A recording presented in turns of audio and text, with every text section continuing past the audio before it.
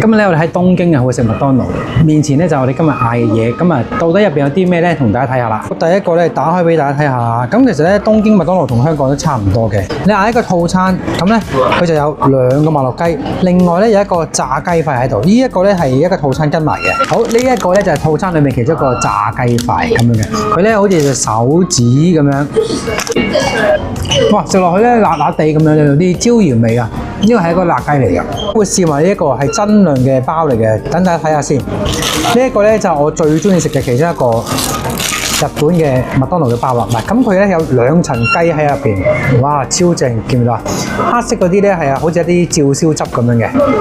哇！呢個包唔試唔得啦，睇下，哇，幾正！佢有2層啊，咁咧同埋嗰啲醬料咧非常之豐富嘅。咁我每一次嚟咧一定會試嘅。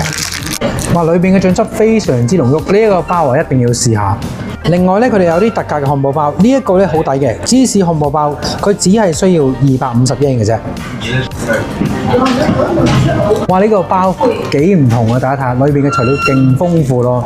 試埋呢杯朱古力先，杯朱古力都零舍正嘅，上面幾多 cream 喺度。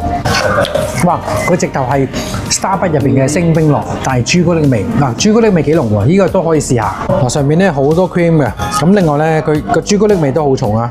佢哋嘅麥樂雞咧醬料同我哋平時食開差唔多，咁咧呢個係芥末，咁另外咧呢個係燒烤醬嚟嘅，咁其實咧同我哋食開一樣噶啦，咁但係味道方面咧呢一個就比較辣少少嘅，辣得嚟有少少甜味，呢個芥末咧係有少少蜜糖味嘅芥末，幾好味。另外咧我去加錢要一個咖啡，咁呢一個係佢哋嘅熱咖啡，個杯咧都幾大杯，係啦。呢間咧就喺 JR 火車站入邊嘅一間麥當勞啊。嗱，另外咧佢都係好似香港咁啦，有啲朱古力啊，同埋一啲咖啡啊咁樣可以叫嘅。哇！今日我咁多嘢食咗2650 yen，我覺得幾抵，差唔多係130幾蚊港紙。大家有時間嚟到日本嘅話試下啦。